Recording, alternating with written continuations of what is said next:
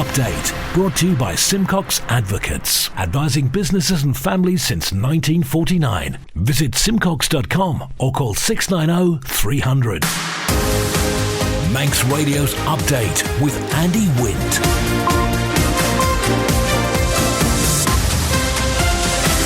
Fastamai, good evening, it's 5:30. This is Update for Monday, 15th of April 2024 from Manx Radio. 30 minutes looking at the latest news on the island, background to that news and sport, business, travel updates and the newsmakers in person this evening. Why isn't the Liverpool landing stage operational? Minimum wage may be on the way up. The inquest into the death of a prisoner is reconvened. Douglas Council spent £5,000 on the Queen Camilla visit, and the Ravens got 1 out of 2 in a marathon doubleheader at the weekend. Man Benham for all your business and legal needs. First of all, at 29 minutes ahead of 6 o'clock, the Update News headlines. Fastamai, Chanel Suku. Fastamai. The inquest into the death of a prisoner at the Isle of Man prison has reconvened at Douglas Courthouse today. Craig Jack Anderson was found dead in his cell at the Derby facility in November 2022. The 28-year-old had been sentenced to 5 years in prison a day earlier. We've had unconfirmed reports of damage being done to a number of vehicles on board the Manannan this afternoon. It arrived at around 2:30 and it's thought that there had been a delay to some passengers disembarking. And the chief executive of Manx Care says she's shocked and disappointed at the level of abuse she's received since her appointment 3 years ago. In international news, the UK Prime Minister says all sides must show restraint after an Iranian bombardment of Israel over the weekend. Rishi Sunak told MPs investing in a peace process in Israel is necessary to prevent war spreading throughout the region. The parents of the man who killed 6 people in a stabbing spree in Sydney on Saturday says they're heartbroken and sorry.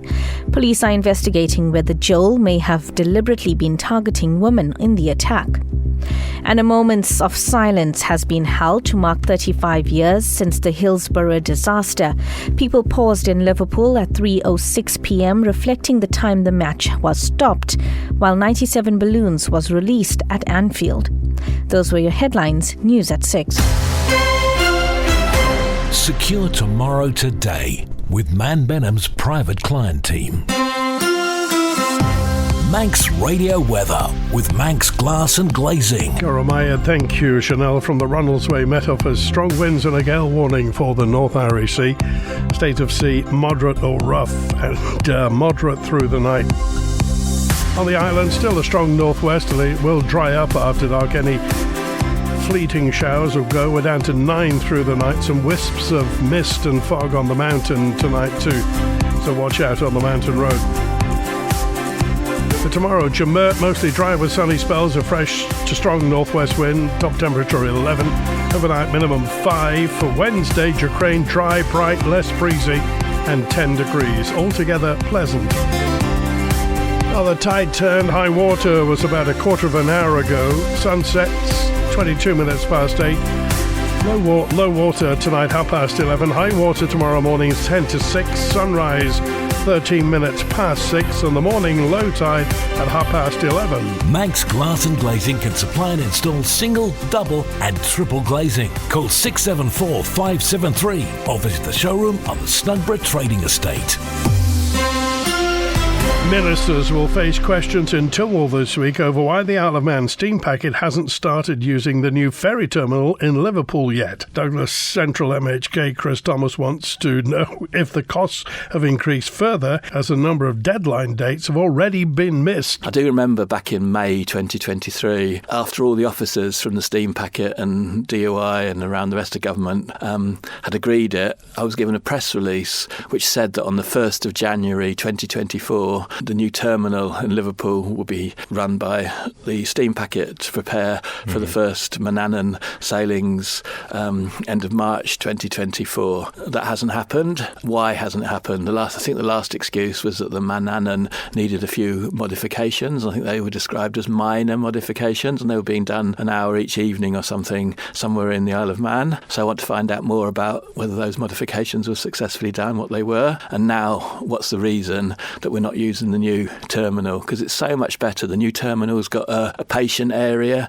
it's got a changing places facility for disabled people, you've got access inside into the vessels. Why aren't we using it? At the moment, it seems to me we're paying rent to Peel ports for the Pier Head facility, and we've got this new facility, purpose-built facility that suits the Manannan, will suit the Manxman. Why aren't we using it? Steam Packet should have taken it on the 1st of January 2024, as far as I'm concerned. If not, we've spent a hell of a lot more than 80 million, because the main contract has what's called preliminaries in it that are chargeable while the contract's going on, and I'm convinced that must have finished in October time. And then when the Minister of Infrastructure last listed the stuff that was still needed, it was fenders, and it was small things like that. It was getting things ready, training. So there must be some sort of dispute between the Steam Packet and the government, and that's ridiculous. The inquest into the death of a prisoner at the Isle of Man prison reconvened today at Douglas Courthouse. For Manx Radio, Tessa Hawley. Craig Jack Anderson was found dead in his cell at the Derby facility just after 7:30 in the morning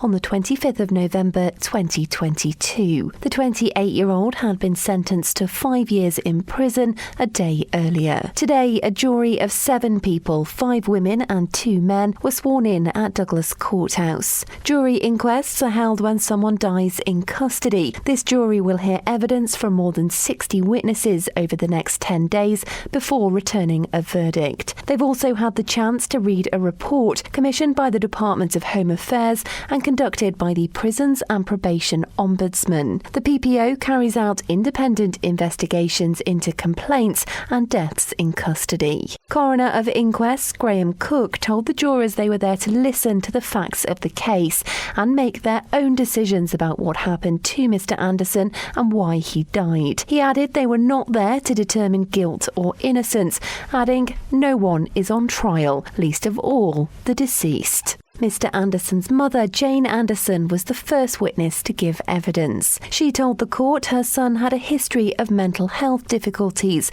but she didn't believe he'd been seen by anyone for this whilst in custody. She said she'd last spoken to her son on the telephone on the day he was sentenced, telling the court he seemed a bit too happy. She also revealed that following his sentence being handed down, one of her son's friends had contacted the prison to raise concerns about his mental health. I struggle to understand why something wasn't done, she told the jury. I always thought Craig would be safe in prison. The inquest will continue tomorrow.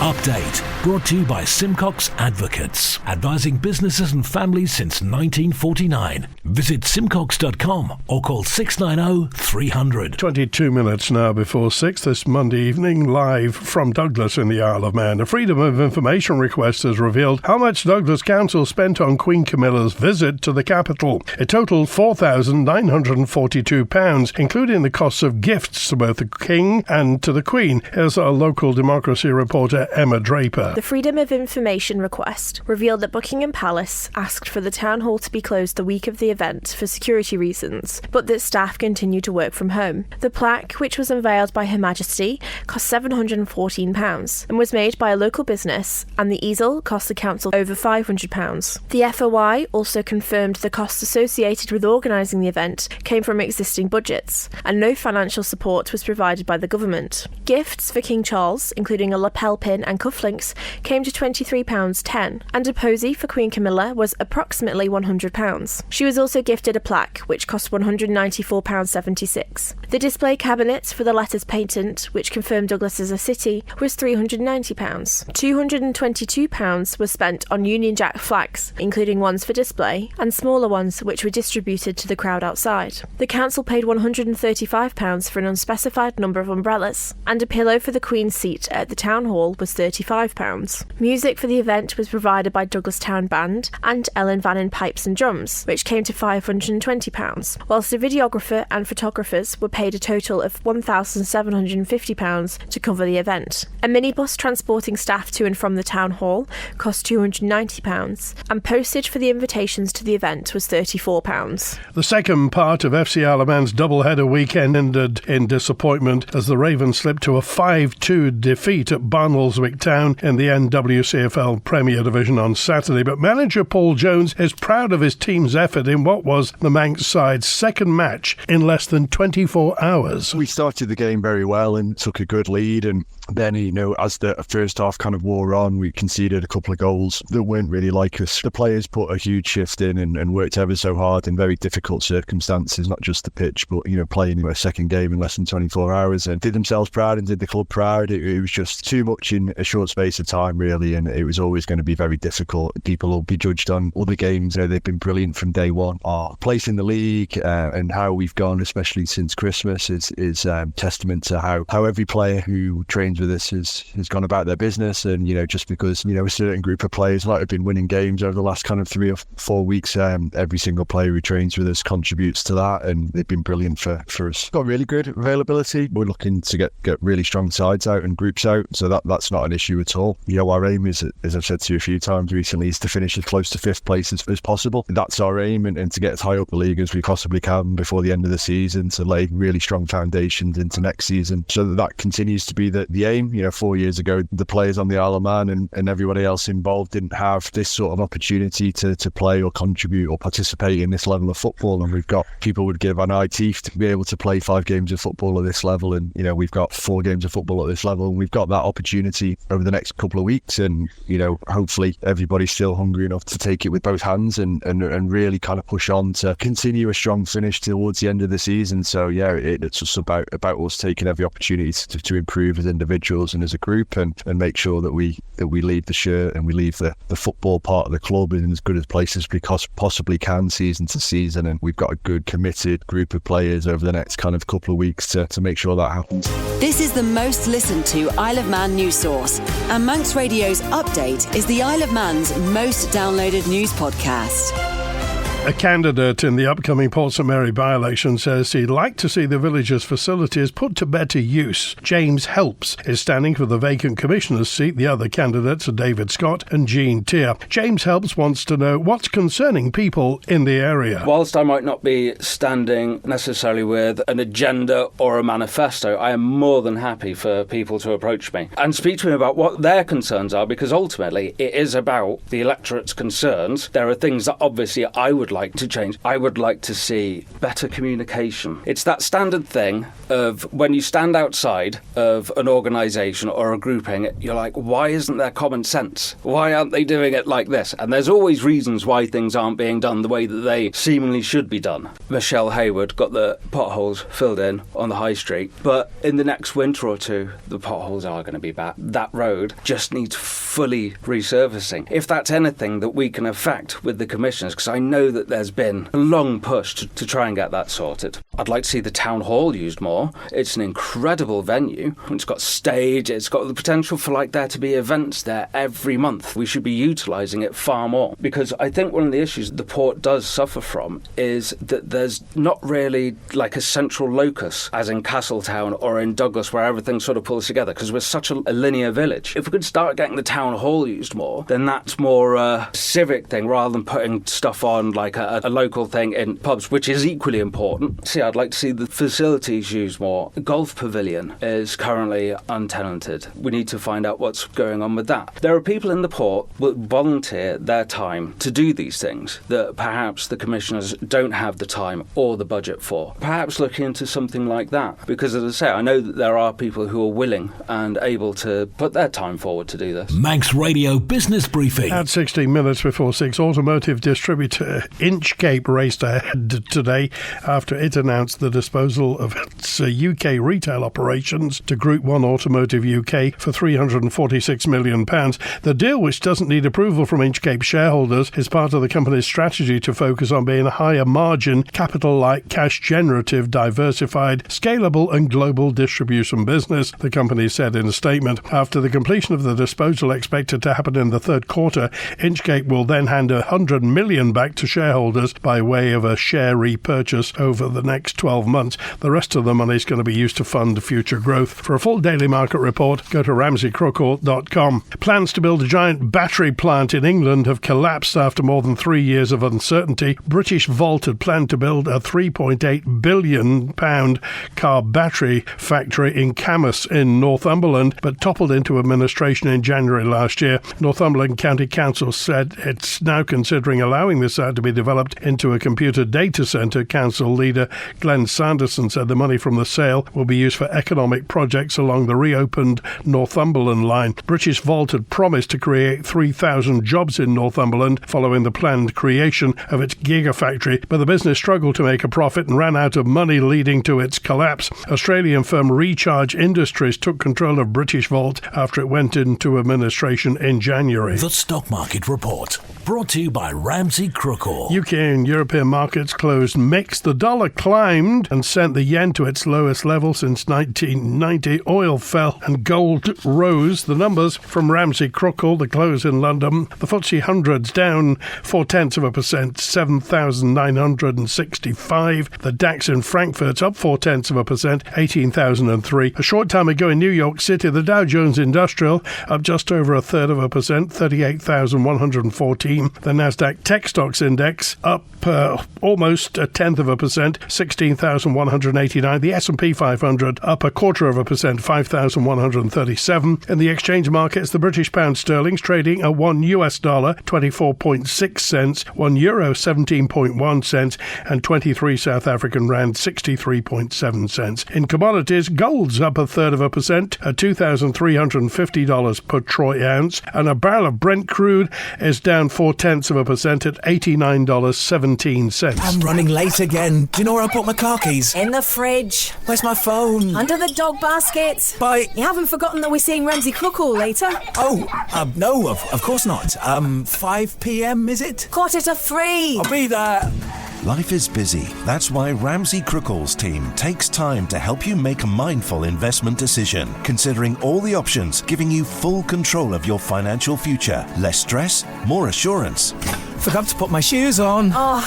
See how we can make your money work for you. Call 717171 or visit ramseycrookall.com. Licensed and regulated by the Isle of Man Financial Services Authority. Minimum wage on the Isle of Man could rise to £11.45 an hour from the 1st of July should Tynwald give it the green light. The Department for Enterprise and Treasury have recommended the increase from £10.75. The story from Sean Cowper. There have been calls for an increase ever since the UK's minimum wage surpassed the Isle of Man's on the 1st of April. It went up to £11.44, 1 pence below the new suggested rate.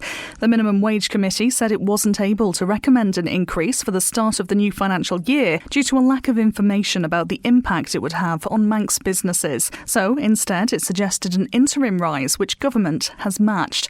It will increase in July if approval is given in May's sitting of Tynwald. An increase to the youth rate for those aged 16 to 17 will take it from £8.05 to £8.75, which is a larger jump than recommended by the committee. Government says it wants to avoid increasing divergence between the two rates. It says an interim rise in the rates also helps ensure progress towards the island plan target of aligning the minimum wage with the living wage by April 2025. Going forward, the DfE and Treasury say they'll bring forward any proposals for further increases to Tynwald ahead of the summer recess. Update brought to you by Simcox Advocates.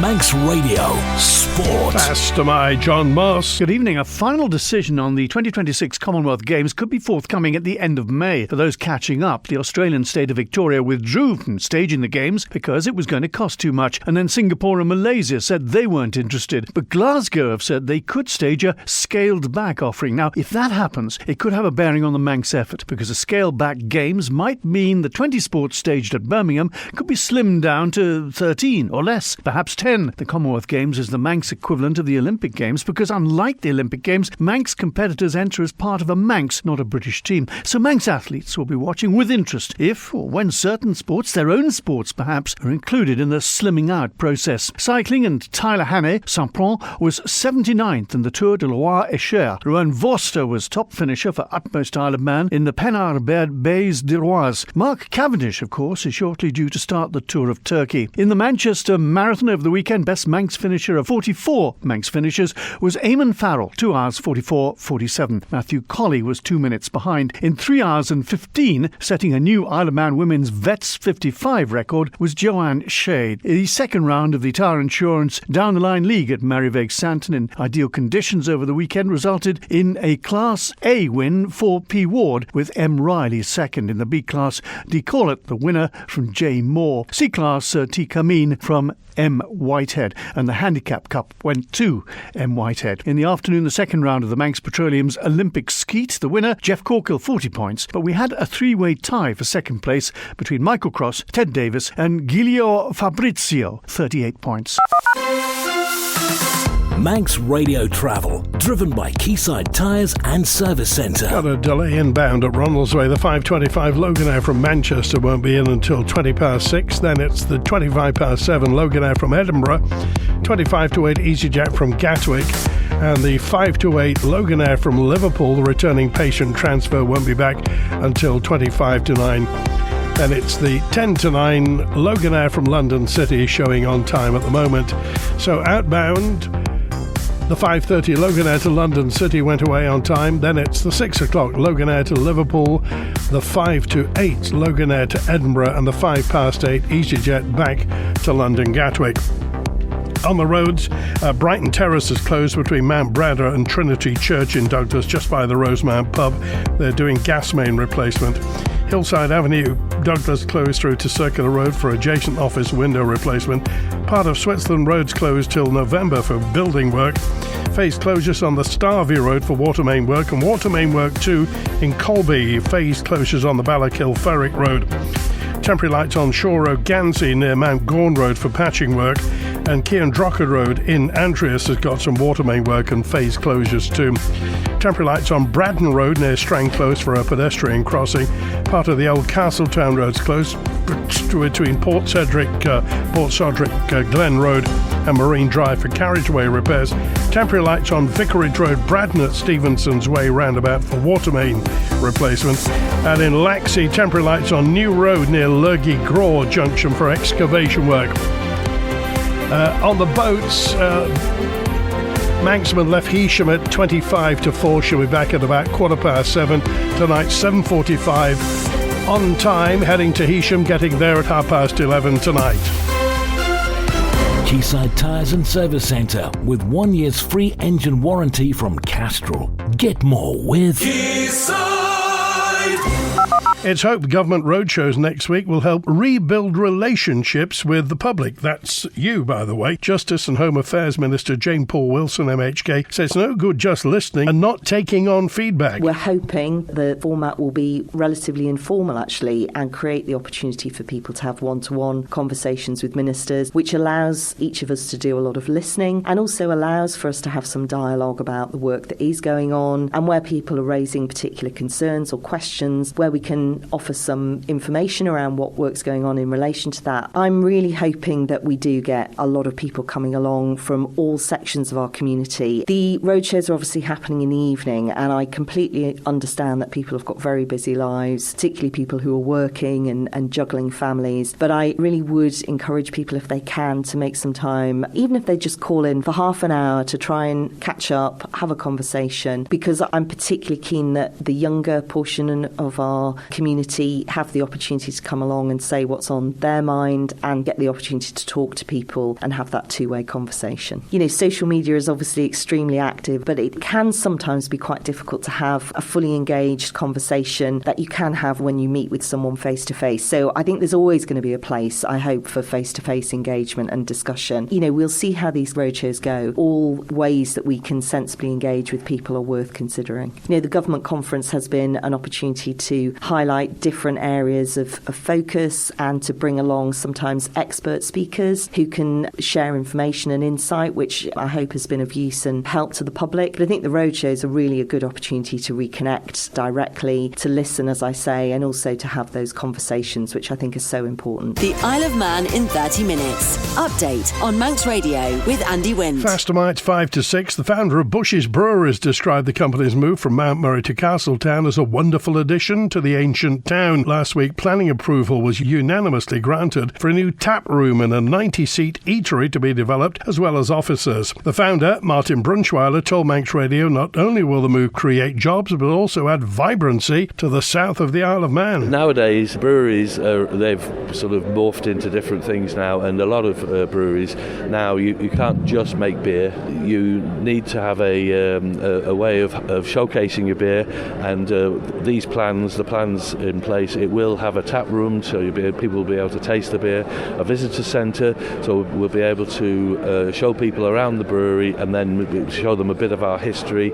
And it happens in cities and towns across the UK and across the world that it's part of the experience that you have a brewery tour, and you apart from just seeing the brewery, you get to taste the products and hopefully buy the T-shirt, and and as you say, we're hoping that all these people who are planning to come on the cruise boats, and that they'll all it'll be added to their itinerary, and we'll get to see a whole load of people that we wouldn't normally have seen. We have been asked for years about doing brewery tours out at Mount Murray, but we just weren't really geared up to it, and this will give us a chance to showcase and to be very visible and highly accessible for people on the island. And I have to just add, Chanel, that we are very conscious that we are totally respectful of the people who have concerns, who are in the neighbourhood, and we want to go out of our way to reassure them that we intend to be really good neighbours.